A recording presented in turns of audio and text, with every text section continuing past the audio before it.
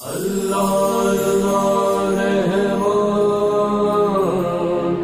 اللہ اللہ رحمان، اللہ اللہ۔ بسم اللہ الرحمن الرحیم۔ السلام علیکم ناظرین، آپ دیکھ رہے ہیں پروگرام رمضان المبارک معارف قرآن۔ میں آپ کا میزبان محمد ارسلان فاروق۔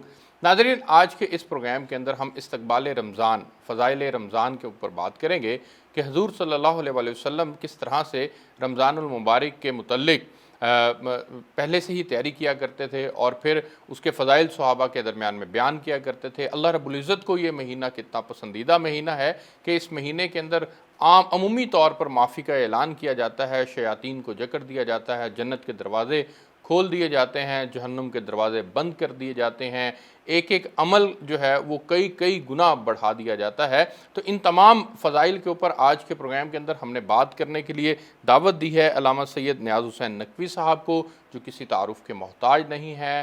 آپ محتمم ہیں جامعۃ المنتظر کے، اس کے علاوہ کئی امور جو ہیں وہ آپ نبھا رہے ہیں۔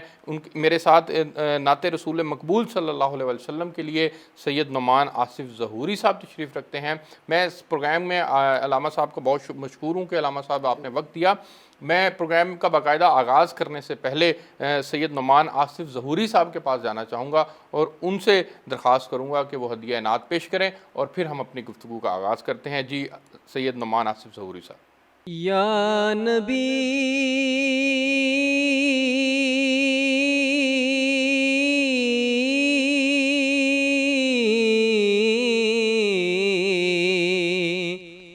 یا نبی نظر کرم فرمانا، اے حسنین کے نانا، اے حسنین کے نانا، اے حسنین کے نانا، اے حسنین کے نانا۔ زہرا پاک،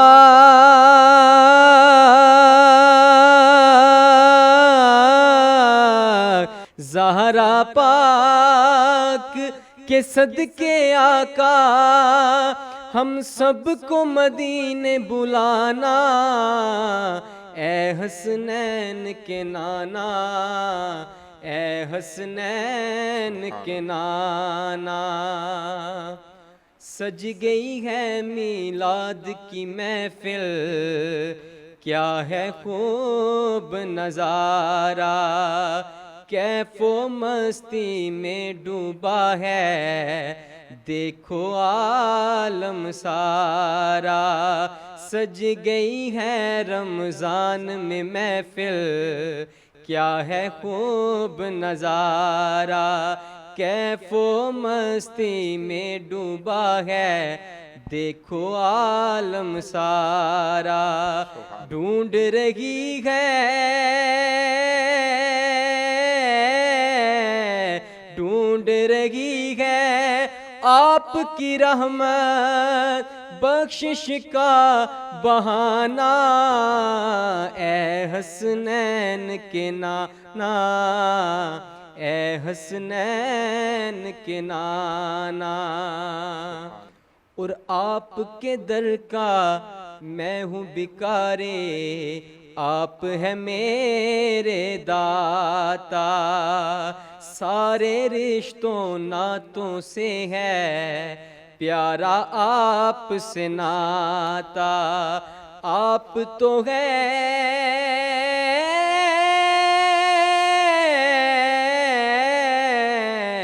آپ تو ہے آتا ہے جن کو سب کی لاج نبھانا، اے حسنین کے نانا، اے حسنین کے نانا۔ شب اسرا کا دولہا آگے آؤ کر لو زیارت، اسد اللہ وجہ اللہ پیچھے پیچھے ملک طہارت، کبھی نہ کرنا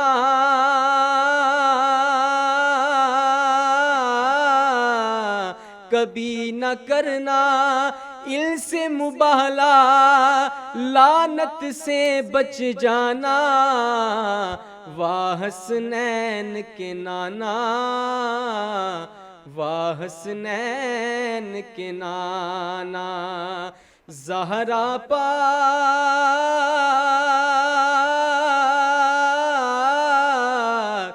زہرا پاک کے صدقے آقا، ہم سب کو مدینے بلانا، اے حسنین کے نانا، اے حسنین کے نانا۔ بہت خوب، ماشاءاللہ۔ سید نعمان آصف ظہوری صاحب، بہت خوب آپ نے پیش کیا۔ میں علامہ صاحب آپ سے گفتگو کا آغاز کرتا ہوں۔ سب سے پہلے تو فرمائیے گا کہ حضور صلی اللہ علیہ وآلہ وسلم رمضان کا استقبال کیسے کیا کرتے تھے؟ بسم اللہ الرحمن الرحیم۔ سب سے پہلے تو میں آپ کا شکریہ ادا کرتا ہوں اور آپ کے چینل کا کہ آپ ہمیشہ ان مہینوں کا کہ جو عبادت کے مہینے ہیں ان کے احترام میں پروگرام مرتب کرتے رہتے ہیں اور قوم و ملت کو آگاہی دیتے ہیں، تو اس پر میں آپ کا شکریہ ادا کرتا ہوں۔ بہت شکریہ۔ رہا آپ کا سوال، تو خداوند تبارک و تعالیٰ نے قرآن مجید میں فرمایا ہے بسم اللہ الرحمن الرحیم وما خلقت الجن والانس الا لیعبدون، کہ میں نے اپنی مخلوق کو، جن و انس کو اپنی عبادت کے لیے پیدا کیا ہے۔ تو خالق کائنات نے کافی ساری عبادات ہیں۔ امام باقر علیہ السلام فرماتے ہیں کہ بنی الاسلام علی خمس، اسلام کی بنیاد 5 چیزوں پر رکھی گئی ہے۔ ان 5 چیزوں میں سے ایک روزہ ہے، الصلاۃ والزکوٰۃ والصوم والحج والولایہ۔ تو ان 5 میں سے ایک بنیادی رکن جو ہے وہ کیا ہے؟ روزہ ہے۔ تو آج ہماری گفتگو چونکہ ماہ مبارک رمضان کے حوالے سے ہے، تو ماہ رمضان کی فضیلت کے بارے میں ایک مفصل اور طولانی حدیث ہے پاک پیغمبر صلی اللہ علیہ وآلہ وسلم کی طرف سے، تو میں وہ آپ کی خدمت میں عرض کرنا چاہتا ہوں۔ البتہ حدیث بہت لمبی ہے، شاید ساری حدیث ہم نہ سنا سکیں، لیکن کافی سارے حصے اس حدیث کے ایسے ہیں جس میں شاید آپ کا جواب اس میں مل جائے۔ حدیث شریف یہ ہے، حضرت امیر المومنین علی بن ابی طالب علیہ السلام نے، ان سے امام رضا علیہ السلام نے حضرت علی علیہ السلام سے، اور حضرت علی نے پاک پیغمبر سے نقل فرمایا ہے کہ ماہ مبارک کے قریب ہی، یوں ہی ماہ مبارک شروع ہونے والا تھا، تو پیغمبر اسلام نے خطبہ مسجد میں دیا۔ اس وقت کے جو مومنین اور جو لوگ، جو صحابہ کرام تھے، ان کو ایک خطبہ دیا ماہ مبارک کے سلسلے میں۔ فرمایا ایھا الناس انہ قد اقبل الیکم شہر اللہ، فرمایا کہ لوگوں کے ماہ مبارک رمضان خداوند تبارک و تعالیٰ کی طرف سے آپ پر شروع ہونے والا ہے۔ یہ کون سا مہینہ ہے؟ کہتے ہیں بالبرکت والرحمت والمغفرہ، اس مہینے میں برکات خدا بھی نازل ہوں گی، رحمت خدا اور مغفرت خدا بھی اس مہینے میں حاصل ہوگی۔ شہر ہوا عند اللہ افضل الشہور، فرمایا یہ وہ مہینہ ہے کہ جو سب مہینوں سے افضل ہے، یعنی جتنی مہینے ہیں 12 مہینے ہم، ان میں سب سے افضل جو ہے فرمایا ماہ رمضان ہے۔ سبحان اللہ۔ ایامہ افضل الایام، ماہ رمضان کے جو دن ہیں وہ پورے سال کے دنوں سے سب سے زیادہ بافضیلت ہیں۔ لیالی ہے افضل اللیالی، اس کی راتیں پورے سال کی راتوں سے ان کی فضیلت زیادہ ہے۔ وساعاتہ افضل الساعات، اور اس کے منٹ، سیکنڈ، گھنٹے یہ بھی پورے سال کے حساب سے سب سے افضل ہیں۔ وشہر دعیتم فیہ الی ضیافت اللہ، کہتے ہیں یہ وہ مہینہ ہے کہ آپ کو اللہ کی طرف بلایا گیا ہے، آپ کو دعوت دی گئی ہے، یعنی لوگوں کو اللہ کی طرف، الی ضیافت اللہ وجعلتم فیہ من اہل کرامت اللہ، اور اسی مہینے میں آپ کو اللہ کی کرامت اور فضیلت کی طرف بلایا گیا ہے۔ یعنی گویا اس مہینے کی یہ فضیلت ہے کہ آپ اللہ کی طرف آپ کی دعوت ہے۔ ایک اور حدیث میں بھی ہے کہ میں وہ بعد میں آپ کی خدمت میں عرض کروں گا کہ خداوند تبارک و تعالیٰ نے فرمایا کہ اس مہینے میں جو لوگ روزہ رکھیں گے وہ گویا فرمایا الصوم لی وانا اجزی بہ، روزہ جو ہے وہ میری طرف سے آپ پر واجب ہے اور اس کی جزا میں خود دوں گا، یعنی اس کے لیے واسطے کی اللہ ضرورت رب نہیں، العزت خود جزا دیں گے، خود جزا دیں گے، یعنی یہ نہیں فرمایا کہ میں فرشتوں کے ذریعے، ملائکہ کے ذریعے، پیغمبر اسلام کے ذریعے یا کسی کے ذریعے یہ جزا دوں گا، فرمایا میں خود اس کی جزا دوں گا۔ تو لذا فرمایا ہے کہ الصوم لی وانا اجزی بہ، اس مہینے کی یہ فضیلت ہے۔ اور پھر آگے فرمایا ہے کہ انفاسکم فیہ تسبیح و نومکم فیہ عبادہ، آپ کے انفاس اور یہ جو سانس آپ لیتے ہیں یہ اللہ کی تسبیح شمار ہوتی ہے، یعنی گویا یوں سمجھ لیں کہ خدا نے ہر چھوٹے عمل کو بڑا عمل آپ کے لیے قرار دیا ہے۔ اس مہینے کی فضیلت یہ اس میں ہے، ایک حدیث میری بھی نظر سے گزری تھی جس میں آپ صلی اللہ علیہ وسلم فرماتے ہیں، جس کا مفہوم ہے جی کہ اگر میں تمہیں بتا دوں کہ یہ رمضان کا مہینہ کیا ہے جی، تو آپ سب کے سب اس بات کی تمنا کریں کہ پورا سال رمضان ہو، پورا سال رمضان، تو یہ اتنا اہم مہینہ ہے۔ یعنی خداوند تبارک و تعالیٰ نے اس مہینے کو بہانہ قرار دیا ہے لوگوں کی مغفرت اور بخشش کا، سبحان اللہ، ہر چھوٹا کام جو ہے اس کا بہت بڑا ثواب قرار دیا ہے۔ سبحان اللہ، فرمایا نومکم عبادت، نوافل کو فرائض میں بدل دیا جی، اور فرائض کا حساب بے حساب ہے۔ ہاں، یعنی سونا تو ایک عام سی چیز ہے نا، آپ سال میں دن میں 24 گھنٹے میں 8-10 گھنٹے ہر آدمی سوتا ہے، ماہ رمضان میں اس کا سونا اس کی عبادت میں شمار ہے۔ سبحان اللہ، عام سال کے حصے میں ایسا نہیں فرمایا، کسی عبادت کے بارے میں نہیں فرمایا، لیکن روزے کے مسئلے میں فرمایا کہ اگر آپ روزہ دار ہیں اور روزہ رکھ کے سو گئے ہیں تو نومکم فیہ عبادہ، عملکم فیہ مقبول، آپ جو بھی کام کریں گے خدا کے نزدیک وہ قابل قبول ہے، یعنی یہ وہ مہینہ ہے کہ جس میں خدا نے کسی کی بات کو رد نہیں کرنا، سبحان اللہ، دعاؤں کو قبول دعاؤں کرنا کو قبول کرنا ہے۔ اسی کے آگے فرما رہے ہیں کہ دعاؤکم فیہ مستجاب، جو بھی آپ دعا کریں گے، یعنی اس مہینے کی خصوصیت یہ ہے کہ اس میں جو بھی آپ دعا کریں گے خداوند تبارک و تعالیٰ دعا آپ کی قبول کر لے گا۔ باقی اعمال میں کسی میں نہیں فرمایا کہ آپ اگر وہ اعمال انجام دیں گے تو میں حتماً 100% آپ کی دعائیں قبول کر لوں گا، لیکن ماہ رمضان میں فرمایا دعاؤکم مستجاب، فاسألوا اللہ ربکم بالنیات صادقہ، لیکن شرط یہ ہے کہ نیت صادق ہو، سبحان اللہ، شرط یہ ہے نیت کا صادق ہونا نیت۔ بہت ضروری روزہ جو ہے وہ صرف اس چیز کا نام نہیں ہے کہ آپ روزہ رکھ کے صرف کھانا اور پینے کو چھوڑ دیں، نہیں، اس کا کام نہیں ہے۔ روزے میں وہ معنویات، آپ کی نیت کا صادق ہونا یہ بہت ضروری ہے۔ ایسا نہیں ہے کہ باقی سارے گناہ کریں، صرف یہ ہے کہ کھانا پینا نہیں ہے کہ ہم نے روزہ رکھا ہوا ہے، لذا شرط لگائی ہے کہ اس روزے کو آپ حضرت کس طرح سے پھر بیان کریں گے؟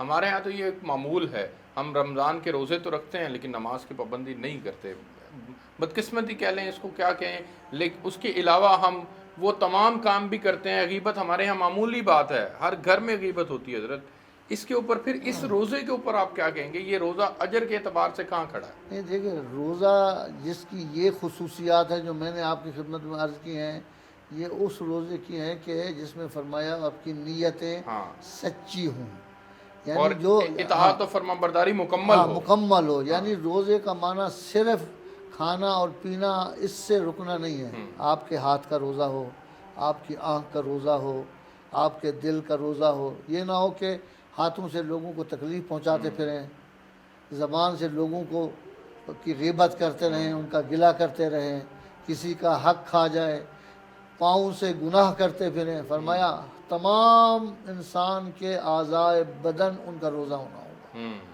روزے سے مراد صرف آنکھ کا دیکھنا ٹھیک ہو جائے، کان کا سننا ٹھیک ہو جائے، زبان کا بولنا ٹھیک ہو جائے، قدموں کا چلنا ٹھیک ہو جائے، تو یہ تمام باتیں جو ہیں وہ روزے کا حصہ بن جاتی ہیں۔ یہ حدیث کا بعد والا دوسرا حصہ ہے کہ اس میں فرمایا ہے کہ روزے سے مراد صرف یہ نہیں ہے کہ بس کھانا پینا جو ہے وہ ختم کر دو اور اس کے بعد باقی سارے گناہ کرتے رہو، تو یہ سارے کے سارے اس میں شامل ہیں۔ اس حصے کا آخری حصہ یہ ہے کہ ان یوفقکم لصیامہ و تلاوت کتابہ، قرآن مجید کی تلاوت اور روزے کی تکمیل جو ہے وہ ضروری ہے۔ فرمایا جو شخص یہ اعمال انجام دے گا تو اس کے سارے گناہ خدا معاف کر دے گا، سبحان اللہ۔ لیکن وہ شخص جو یہ نہیں کرے گا محروم رہے گا، وہ شقی ترین انسان ہے۔ اچھا حضرت اس میں بھی آگے چل کر بات کرتے ہیں، مجھے ایک بریک پہ جانا ہے، بریک سے واپس آتا ہوں تو پھر آپ نے یہ عرض کرنا ہے کہ حضور صلی اللہ علیہ وسلم کے معمولات کیا ہوتے تھے رمضان کے اندر صبح سے شام تک۔ ایک بریک لیتے ہیں جی ناظرین۔ ہمارے ساتھ علامہ سید قاضی نیاز حسین صاحب موجود ہیں، ان سے ہم گفتگو کر رہے ہیں، ہم نے نعت رسول مقبول صلی اللہ علیہ وسلم بھی سنی۔ اس میں پروگرام میں آگے بڑھیں گے اور پھر آگے بڑھ کر ہم پنجتن پاک سے متعلق کلام پاک بھی جو ہے وہ سنیں گے۔ ایک بریک لیتے ہیں، بریک سے واپس آئیں گے تو پھر رمضان المبارک کے استقبال رمضان ہمارا موضوع ہے، اس کے اوپر ہم بات کر رہے ہیں، مزید بات بھی کرتے ہیں، میرے ساتھ رہیے۔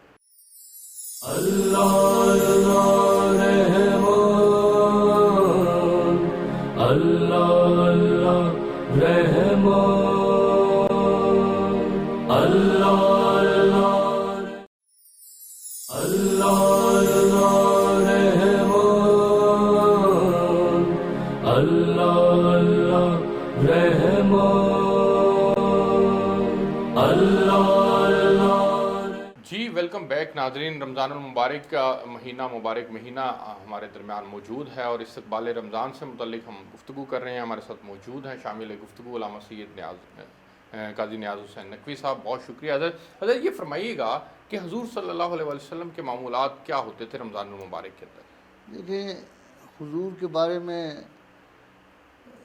حضور کی شخصیت اور ہم لوگوں میں فرق یہ ہے کہ ہماری عبادت جو ہے وہ ماہ رمضان میں شاید باقی مہینوں سے فرق میں ہو، لیکن حضور کی ساری ہی زندگی اور زندگی کے معمولات جو تھے وہ ہمیشہ ہی وہ کامل ہوتے تھے۔ ایسا نہیں ہے کہ پیغمبر اسلام کی عام عبادتیں کم ہوں اور ماہ رمضان میں ان کی عبادتیں بڑھ جائیں۔ اچھا، جو معمول تھا حضرت کی زندگی کے تین تھوڑا حصے، سا خاص اہتمام ہو جاتا تھا، تراویح کا ایڈیشن ہو جانا۔ زندگی کے تین حصے حضرت نے اپنی زندگی میں بنائے ہوئے تھے۔ ٹھیک، ایک حصہ گھر میں گھر والوں کے ساتھ، حتیٰ یہاں تک مورخین نے لکھا ہے کہ گھر میں صرف رہتے نہیں تھے بلکہ گھر کے کاموں میں بھی ہاتھ بٹاتے تھے۔ بالکل ٹھیک، سبحان یعنی اللہ۔ ایسا نہیں ہے کہ وہ گھر میں جس طرح آج ہمارے ممالک میں یا ہمارے لوگوں کے درمیان ہے کہ صرف بیوی نے ہی پکانا ہے، برتن اس نے دھونے ہیں، کھانا اس نے پکانا ہے، کپڑے اس نے دھونے ہیں، مرد نے جا کر وہ کھا لینا ہے اور آرام کرنا ہے۔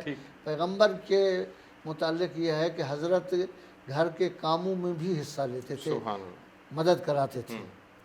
دوسرا حصہ حضرت نے لوگوں کے ساتھ، صحابہ کرام، وہ لوگ جو حاجت مند، جو آپ کی خدمت میں آتے تھے، جن کے کچھ امور ہوتے تھے، ان کے کام ہوتے تھے، ان کو ایک حصہ دیتے تھے۔ وقت کا آپ نے رکھا ہوا تھا کہ وہ لوگ جو بیچارے دین کو سیکھنے سکھانے میں مستحق لوگ آ جاتے تھے، مستمد لوگ آ جاتے تھے، فقیر لوگ آ جاتے تھے، مسکین لوگ آ جاتے تھے، دین پوچھنے والے آ جاتے تھے، تو ایک حصہ حضرت نے رکھا تھا لوگوں کی مشکلات کو حل کرنے اور ان تک دین پہنچانے کے لیے، اور ایک حصہ عبادت کے لیے پاک پیغمبر نے رکھا ہوا تھا کہ وہ جس میں رات میں ہزارہ رکعت نماز حضرت پڑھا کرتے تھے۔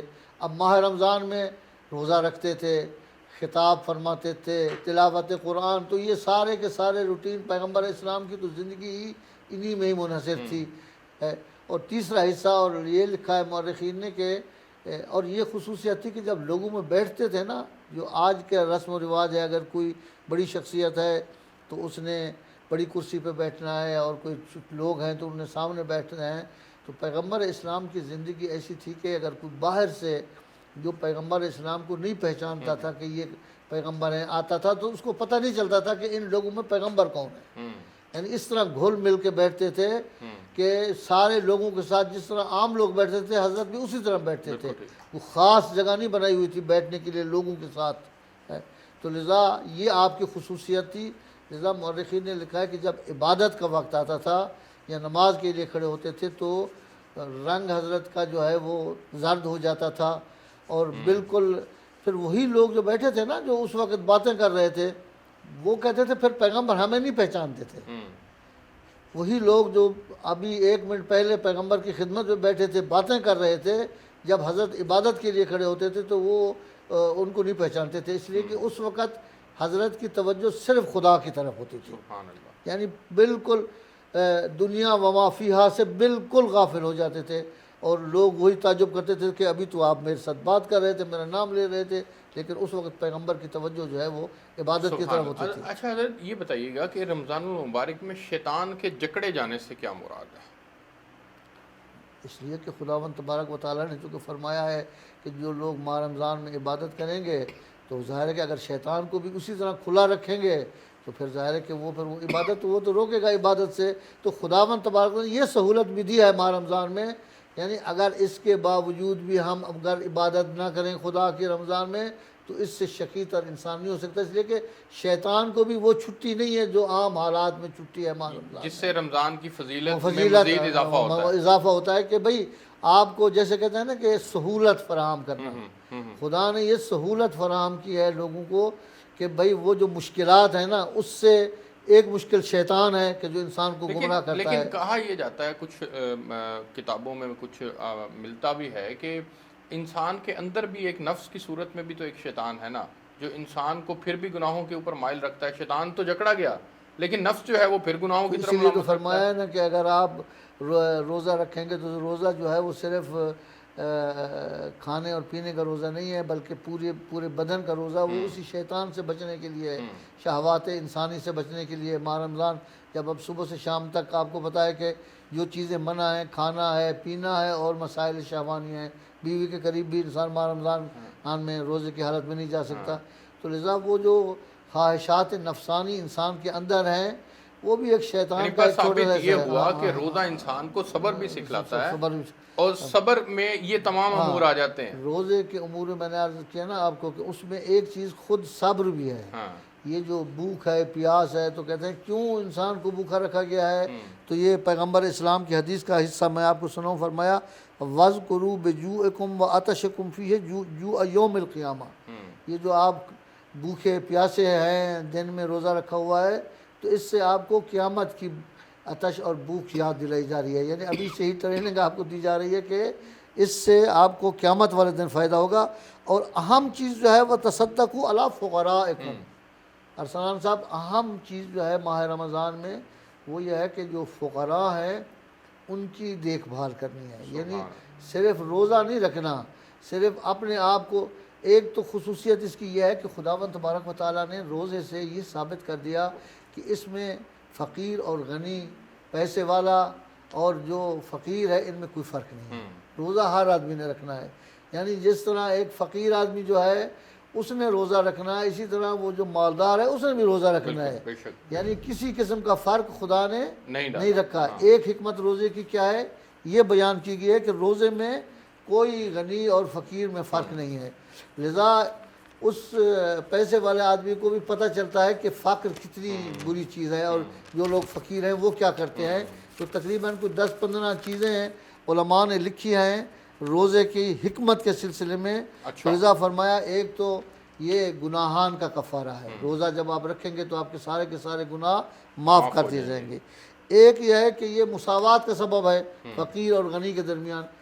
جب روزہ رکھیں گے تو فقیر نے بھی رکھنا ہے، غنی نے بھی رکھنا ہے. دوسرا یہ ہے کہ خدا امتحان لے رہا ہے آپ کے اخلاص کا کہ کتنی آپ میں اخلاص پایا جاتا ہے. پھر یہ ہے کہ یہ بدن کی زکوٰۃ ہے. ہر چیز کی زکوٰۃ ہوتی ہے، روزہ جو ہے بدن کی جو ہے زکوٰۃ ہے. پھر آپ کو یہ بھوک اور پیاس، قیامت کی بھوک اور پیاس یاد دلا رہی ہے. لذا یہ جو انسان کے دل میں درد، مشکلات، یہ چیزیں ہوتی ہیں تو اس سے یہ آپ کو درس ملتا ہے روزے کے رکھنے سے. اسی طرح انسان کا دل جو ہے وہ اس کو آرامش ملتی ہے جب آپ روزہ رکھیں گے. یعنی خدا کے دربار میں چلے گئے. جب خدا کے دربار میں چلے گئے تو سب کچھ آپ نے دنیا کا چھوڑ کر خدا کے قرب حاصل جب کیا ہے تو آپ کے دل میں کیا پیدا ہوگی؟ ایک آرامش، ایک تسکین آپ کو حاصل ہوگی. شیطان کی دوری کا بھی سبب ہے، جیسے میں نے پہلے ہی آپ کو کہا کہ روزہ جو ہے اس سے شیطان جو ہے وہ دور ہو جاتا ہے. تو لذا کافی سارے. پھر خداوند تبارک و تعالیٰ نے فرمایا ہے کہ روزہ دار کو خود ہی میں بہشت میں داخل کروں گا. اس میں فضائل رمضان میں بھی ہے کہ آپ کے لیے جنت کے دروازے کھول دیے جاتے ہیں اور جہنم کے دروازے بند کر دیے جاتے ہیں اس رمضان المبارک. رضا فرمایا الصوم لی وانا اجزی بے کا معنی ہے کہ خود خدا دروازے جو ہے وہ بہشت کے کھول دے گا اور جہنم کے بند کر دے گا. اور جو دعا آپ اس وقت خدا سے مانگیں گے وہ رد نہیں کرے گا خدا تبارک و تعالیٰ. اب آپ کی ساری اس میں دعا میں تو افطار کے وقت میں دعا مانگنا بھی قبولیت کی گھڑی ہوتی ہے نا وہ. جی وہ افطار جو ہے خود ایک ثواب ہے. کسی مومن کو افطار کرانا فرمایا اس کا ثواب اتنی ہے جتنی ایک روزے کا ثواب ہے. ایک روزے کا اتنی ثواب ہے کہ جس طرح عام عبادت کا ثواب ہوتا ہے روزے کا 70 برابر زیادہ ثواب ہے عام عبادت سے. تو فرمایا اگر آپ ایک مومن کو یا ایک مسلمان کو افطار کرائیں گے تو آپ کو ایک پورے روزے کا ثواب ملے گا. صحابہ نے کہا کہ یا رسول اللہ ہم غریب ہیں فقیر ہیں ہم مثلا پیسے نہیں ہیں کیسے افطار کرائیں. فرمایا ایک گھونٹ پانی کا بھی پلا دیں آدھی کھجور بھی کسی کو دے دیں اور روزہ کا افطار کرا دیں گے تب بھی یہ ثواب خدا آپ کو عطا کرے گا. تو اہم چیز جو ہے ماہ رمضان میں وہ یہ ہے کہ یہ جو عمراء ہیں ان کی ذمہ داری ہے جس طرح خدا آپ پر رحم کر رہا ہے اور آپ کے سارے گناہ معاف کر رہا ہے اسی طرح آپ بھی اپنے ہمسائے فرمایا کہ ہر آدمی جو ہے 40 گھر اس کے ارد گرد جو ہے وہ روز قیامت اس کا سوال کیا جائے گا. مومن کا رزق بڑھا دیا جاتا ہے رمضان المبارک کی برکت سے. اور وہ ان فقراء کی وجہ سے آپ ان کی خدمت کرتے ہیں ان کی دعاؤں سے ایک آدمی کا رزق بڑھ جاتا ہے. آپ زکوٰۃ کی صورت میں ان کی خدمت کرتے ہیں. نہیں زکوٰۃ بھی فطرانے کی صورت میں کرتے ہیں. زکوٰۃ و فطرے سے ہٹ کر زکوٰۃ و فطرے سے ہٹ کر بھی مدد کرنی چاہیے. زکوٰۃ وہ تو واجبات میں سے ہے. زکوٰۃ دینا تو ایسے ہے جیسے روزہ واجب ہے زکوٰۃ بھی واجب ہے. زکوٰۃ ہمارے عمومی طور پہ رمضان میں دی جاتی ہے نا کہ جی رمضان میں زکوٰۃ دینی چاہیے. نہیں میں کہہ رہا ہوں کہ زکوٰۃ بھی ضرور دیں اور اس کے ساتھ زکوٰۃ کے علاوہ اپنے مال سے ہی فرمایا وفی اموالہم حق للسائل والمحروم لوگوں کے اموال میں غریب لوگوں کا بھی حق ہے.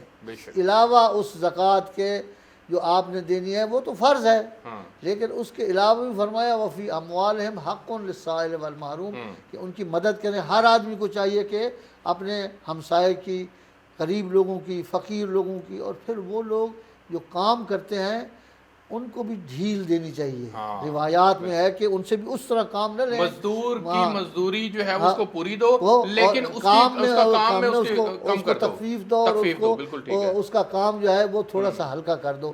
تو یہ ساری کی ساری سفارش ہے کہ رمضان کی اور فرشتے درود بھیجتے ہیں روزہ دار پر. فرمایا خدا نے فرشتوں کو موکل کیا ہے کہ وہ جو شخص روزہ رکھتا ہے اس پر درود بھیجے. اور پھر رمضان کے حضرت تینوں عشرے پہلا عشرہ رحمت کا عشرہ دوسرا عشرہ مغفرت کا عشرہ اور تیسرا عشرہ جو ہے وہ آگ سے جہنم کی آگ سے نجات کا عشرہ ہے. تو ہر عشرے میں الگ الگ سے جو یہ جو ڈویژن کی گئی ہے اس کے اوپر بھی ذرا تھوڑی سی روشنی ڈالیے گا. اس کا مقصد کیا ہے حضرت یہ جو تقسیم کی گئی ہے عشرہ رحمت عشرہ مغفرت عشرہ جہنم سے کی آگ سے نجات یہ کیوں تقسیم یہ اس لیے کی گئی ہے کہ بالاخر آپ جب پہلا ہفتہ آپ روزہ رکھتے ہیں تو ابھی آپ کی ابتدا ہے اس وقت آپ اس طرح تیار نہیں ہوتے قرب الہی کے لیے. وہ اخلاص جب آپ کوئی بھی کام شروع کرتے ہیں تو اس کی ابتدا ہوتی ہے تو جو گزرتا جاتا ہے تو معنویت آپ میں زیادہ ہوتی جاتی ہے خدا کا قرب زیادہ حاصل کیا جاتا ہے تو زیادہ آپ عبادت کرتے ہیں زیادہ.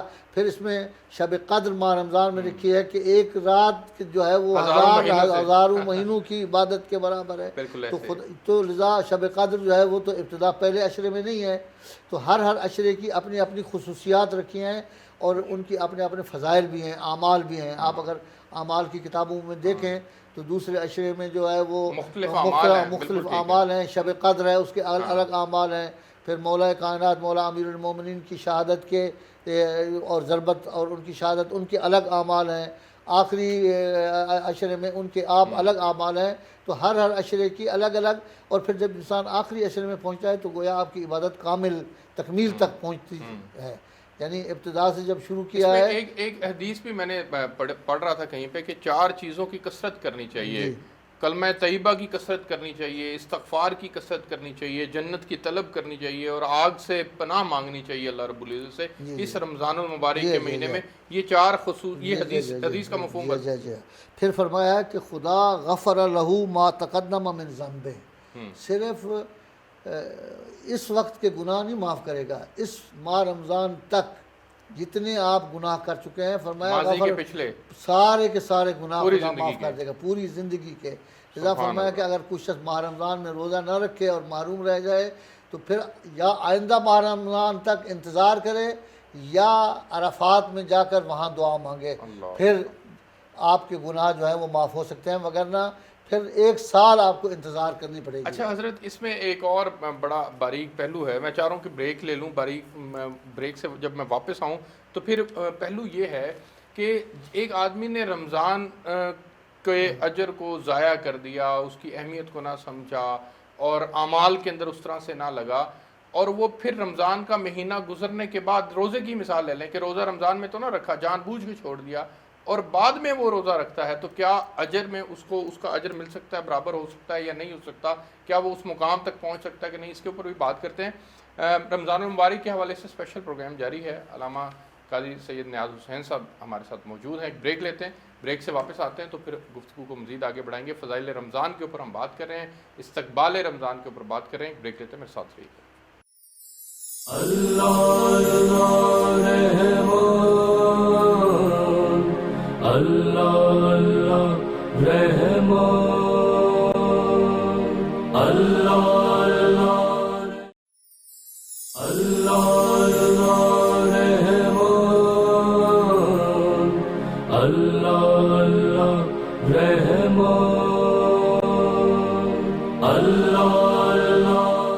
جی ویلکم بیک ناظرین، رمضان المبارک کے حوالے سے خصوصی ٹرانسمیشن ہے، خصوصی پروگرام ہے جس کے اندر ہم نے استقبال رمضان، فضائل رمضان کے اوپر ہم آج بات کر رہے ہیں۔ حضور صلی اللہ علیہ وسلم کی ایک حدیث میرے سامنے ہے کہ جو شخص روزہ دار کو پانی پلائے، اسے قیامت کے دن میرے حوض سے اس کو ایسا پانی پلائیں گے اللہ رب العزت جس سے وہ جنت میں داخل ہونے تک اسے پیاس نہیں لگے گی۔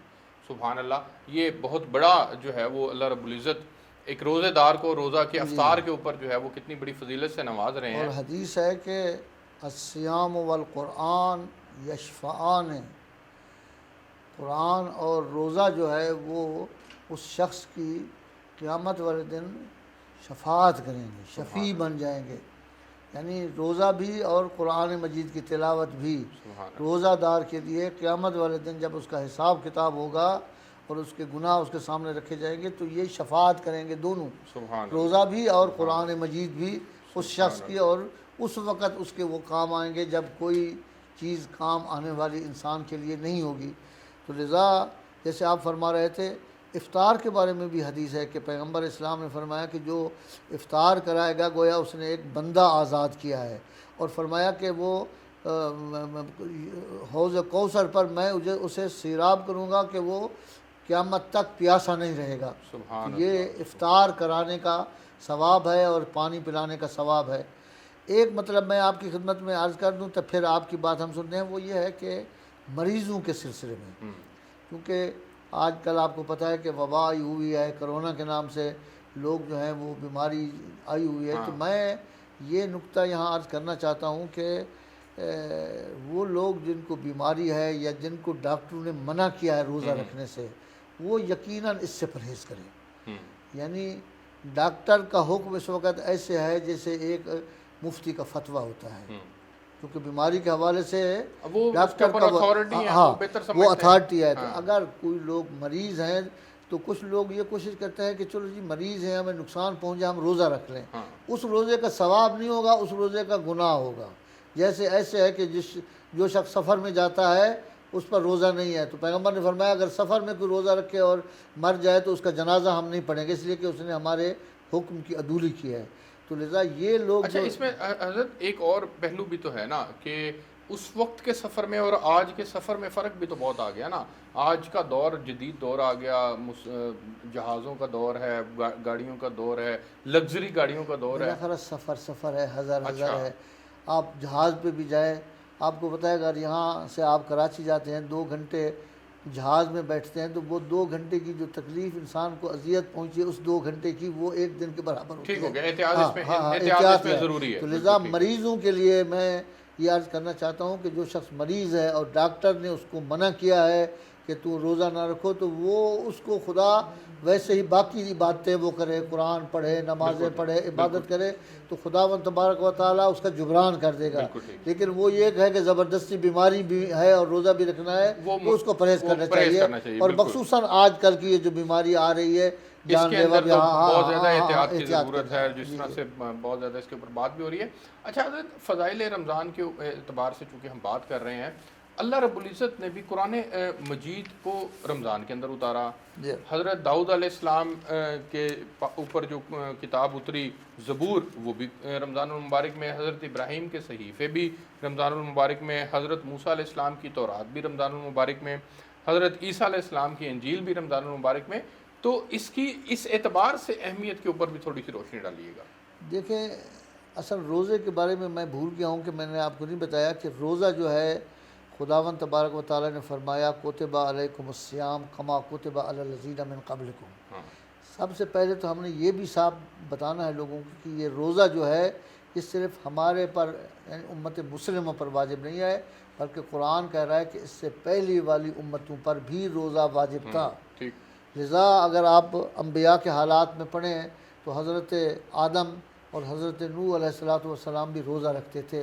البتہ کیفیت میں فرق ہے, وہ روزے جو انبیاء رکھتے تھے اور وہ روزے جو ہمارے ہاں ہیں ان میں فرق ہے. تو لذا یہ بھی آپ کو جاننا چاہیے کہ یہ روزہ صرف مسلمانوں کے لیے نہیں ہے, لیکن مسلمانوں پر آ کر تکمیل اس کی ہو گئی ہے. کیونکہ جو روزے باقی امتوں میں تھے تو کہیں 3 دن کا روزہ ہے, کہیں 1 دن چھوڑ کے, بعد انبیاء حضرت داؤد کے بارے میں ہے کہ وہ 1 دن چھوڑ کر روزہ رکھتے تھے. اسی طرح حضرت موسیٰ کے بارے میں ہے انہوں نے 30 دن پورے روزے رکھے ہیں. تو روزے جو ہیں یہ حضرت آدم سے لے کر ہمارے پیغمبر تک تھے, اور ہمارے پیغمبر اسلام بھی مبعوث ہونے سے پہلے بھی روزہ رکھتے تھے. یعنی جب وہ نبی نہیں بنے تھے, اعلان نبوت نہیں ہوا تھا, تب بھی آپ نے 1 مہینہ پورے روزے رکھے ہیں. اور جب مبعوث ہوئے ہیں 40 سال کی عمر تک, بالکل جب مبعوث ہوئے ہیں تو روزہ جو ہے وہ پہلے سال سے واجب نہیں ہوا. یہ روزہ جو ہے یہ مدینے میں 2 ہجری سے واجب ہوا ہے. اس کی تاریخ یہ ہے کہ یہ جو پہلے 13 سال آپ نے مکے میں گزارے ہیں اس میں آپ پیر اور جمعرات کا روزہ رکھتے تھے, ہر ہفتے میں خود بھی رکھتے تھے اور صحابہ کو بھی کہتے تھے کہ روزہ رکھے. لیکن اس طرح یہ 30 روزے اور ماہ رمضان کی یہ جو آیہ مبارک ہے کتب علیکم الصیام, یہ 2 ہجری کے بعد سے روزہ واجب ہوا ہے ہمارے لیے مسلمانوں کے لیے. تو اس سے پہلا جو حصہ ہے تمام انبیاء روزہ رکھتے تھے, اور تمام امتوں کے لیے خدا فرما رہا ہے قرآن مجید میں, اگرچہ اختلاف ہے, بعض کہتے ہیں کہ امتیں روزہ نہیں رکھتی تھی, خود انبیاء رکھتے تھے, لیکن بہرحال قرآن تو یہ کہہ رہا ہے کہ سب روزہ رکھتے تھے. اہمیت ہے. اس میں یہ جو قرآن کریم کا اترنا ہے, پھر یہ دیگر جو انبیاء کے میں نے نام لیے ان کو جو صحیفے اور کتب کا نازل ہونا ہے, اس کی اہمیت کے اوپر روشنی ڈالیے گا ذرا. یہ کہ یہ دیکھیں نا ہمارے جو اللہ رب العزت کا پسندیدہ مہینہ ہے اگر میں یوں کہوں کہ نہیں. دیکھیں اصل بات یہ ہے کہ خود کتاب الہی جو ہے خداوند تبارک و تعالیٰ کی طرف سے جو ہے وہ سب نبیوں پر خدا نے نہیں اتاری. فقط وہی انبیاء تھے جن کو اولو العزم پیغمبر ہم کہتے تھے. تو اس کتابوں کی ایک اہمیت ہے کہ احکام خدا, اس لیے کہ ان کی ذمہ داری زیادہ ہے. اسی لیے کہا جاتا ہے کہ قرآن پاک کی تلاوت زیادہ سے زیادہ ہونی چاہیے رمضان المبارک میں. تو یہ عظمت خدا نے ہمارے نبی کو عطا کی ہے کہ قرآن مجید اتارا ہے, اور پھر اس کی عظمت بھی یہی ہے کہ ماہ مبارک رمضان میں, البتہ خوب اس میں اختلاف ہے کہ یہ قرآن مجید 1 مرتبہ اترا ہے یا تدریجی اترا ہے. تو اس میں بعض کہتے ہیں کہ نہیں یہ 1 مرتبہ نہیں اترا, تدریجی اترا ہے.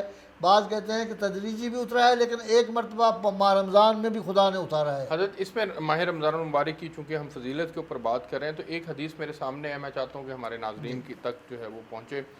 حضور صلی اللہ علیہ وسلم کی امت کو رمضان المبارک کے حوالے سے ناظرین 5 چیزیں جو ہیں وہ مخصوص کی گئی ہیں. پہلی ہے کہ ان کے منہ کی بدبو اللہ کے نزدیک مشک سے زیادہ پسندیدہ ہے. ان کے لیے دریا کی مچھلیاں دعا کرتی ہیں اور افطار تک کرتی رہتی ہیں. جنت ہر روز ان کے لیے آراستہ کی جاتی ہے، اس میں سرکش شیاطین قید کر دیے جاتے ہیں، اور رمضان کی آخری رات میں روزہ داروں کے لیے مغفرت کی جاتی ہے۔ حضرت اس حدیث کے اوپر بھی آپ جی تھوڑی سی جی، روشنی وہ ڈالیں۔ یہ ظاہر ہے کہ جب ماہ رمضان کتنی کی فضیلت ہے ہاں یہ بہت رمضان بڑی مبارک۔ فضیلت ہے روزے کی، کہ انسان جب روزہ رکھتا ہے تو مچھلیاں بھی اس کے لیے استغفار سبحان کرتی ہیں، جب ملائکہ دعا کرتے ہیں، استغفار کرتے ہیں، تو اس سے بڑھ کر اور کیا ہے نا، پوری کائنات ایک روزہ دار کے لیے جو ہے نا وہ خداوند اور پھر تبارک و آخر تعالیٰ میں نے اس کی مغفرت بھی کر دی جاتی ہے۔ شب قدر میں تو علیحدہ جی سے جی مغفرت جی ہوتی جی ہے، جی لیکن جو آخری رات ہے ہاں اس میں الگ سے مغفرت کر دی جی جاتی جی، ہے، بس وہ یعنی آخری رات تکمیل ہو جاتی ہے۔ تکمیل ہو علیحدہ سے جاتی ہے۔ مراد یہ نہیں ہے مزدور کہ کو اس کی مزدوری کے چونکہ دینے ایک کا دفعہ وقت جب آ جاتا مغفرت ہو گئی تو ہو گئی نا، یہ جو کہتے ہیں کہ آخری رات تکمیل ہو جاتی ہے، یعنی جو خدا نے مغفرت کی ہے، اگر کوئی چھوٹی موٹی چیز رہ گئی ہے تو گویا وہ مغفرت کامل ہو جاتی ہے اس شخص کی، کہ وہ بالکل اس کے گناہ جو ہیں وہ پاک ہو جاتے ہیں۔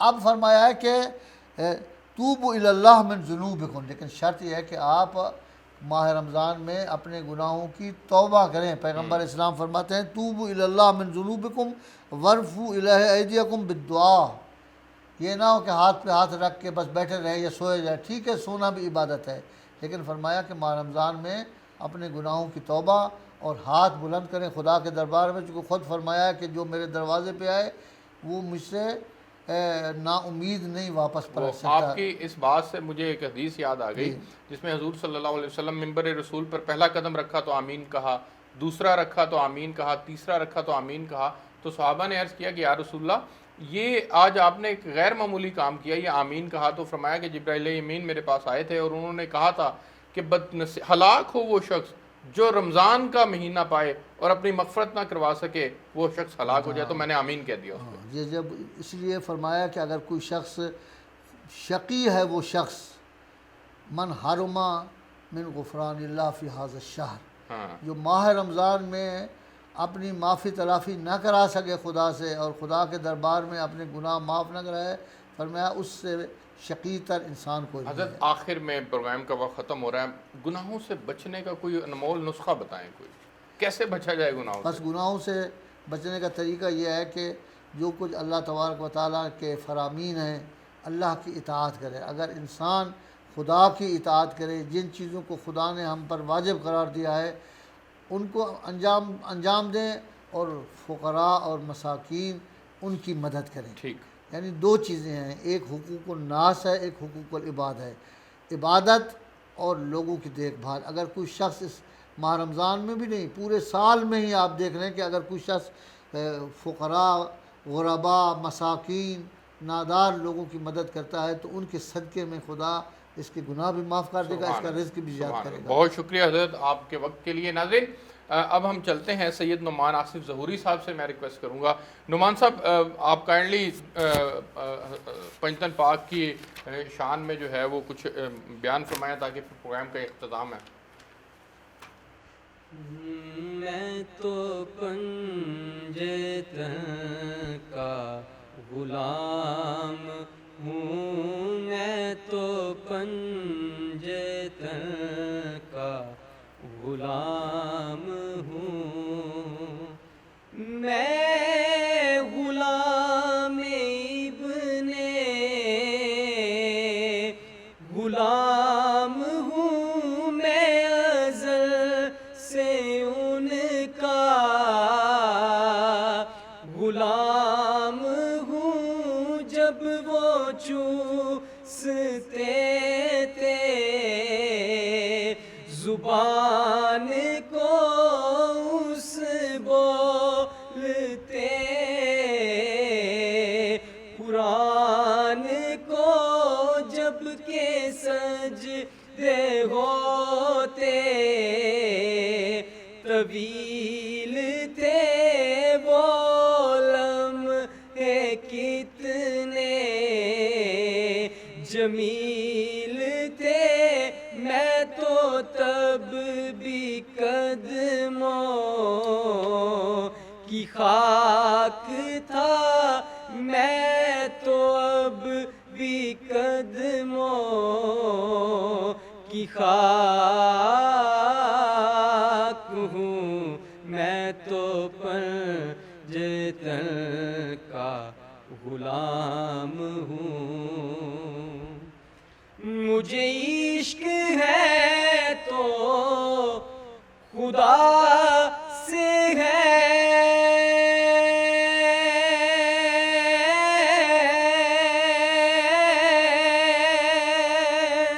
مجھے عشق ہے تو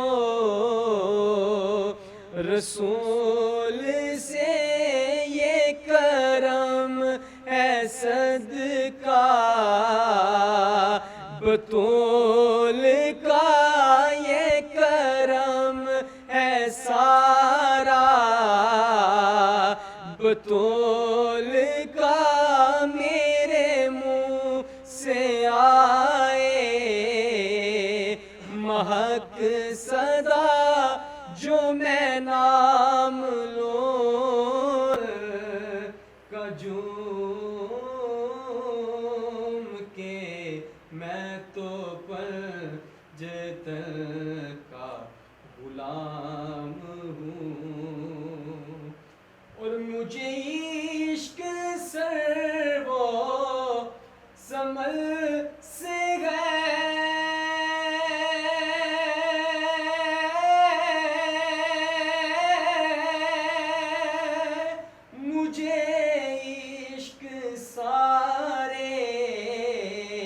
چمن سے ہے، مجھے عشق ان کے وطن سے ہے، مجھے عشق ان کی گلی سے ہے، مجھے عشق ہے تو علی سے ہے، مجھے عشق ہے تو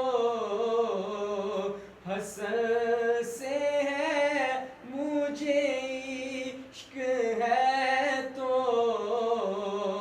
حسین سے، واللہ مجھے عشق شاہ زمن سے ہے، میں تو پر جتن کا غلام ہوں۔ بہت خوب، بہت خوب، بہت شکریہ ناظرین۔ آپ نے سید نعمان آصف ظہوری صاحب سے پنجتن پاک کی شان میں کلام سنا، نعت رسول مقبول بھی انہوں نے پیش کی۔ علامہ سید نیاز حسین نقوی صاحب ہمارے ساتھ موجود تھے۔ اب تک کے لیے اس پروگرام سے اتنا ہی، آپ سے کل ایک نئے پروگرام کے ساتھ ملاقات ہوگی، تب تک کے لیے اجازت دیجیے، اللہ حافظ۔ اللہ رحمان اللہ